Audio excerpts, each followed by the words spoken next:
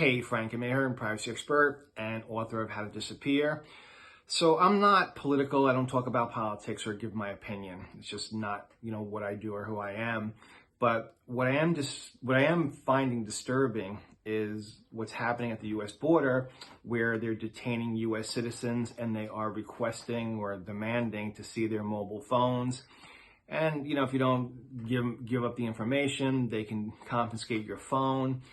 And then you get it back in a couple of days after they crack it. Now, supposedly they can only review so much information. They can't download, but, who knows what they do once they have your phone. The truth of the matter is you have no control at that point.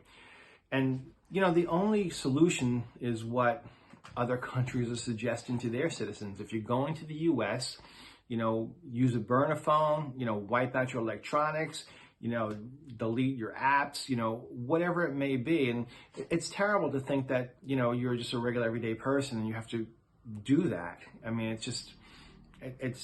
just feels wrong.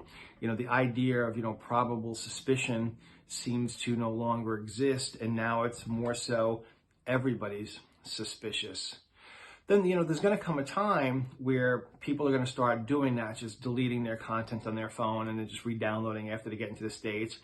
And what's going to happen is there's going to be that point where deleted content, burn a phone coming through customs is going to be the suspicious act. And it's going to cause more issues and, more detainments for people. When I talk about people, even U.S. citizens. And so, be aware if you're traveling back to the States of, your information, what's sensitive. I was supposed to go there and do a speech and I just canceled it because it's just, I would have to delete everything on my phone, everything on my laptop. And I have a lot of private information and work with a lot of individuals in blackmail and stalking. And, they don't want some customs official going through that stuff. So be safe, be smart, and be private.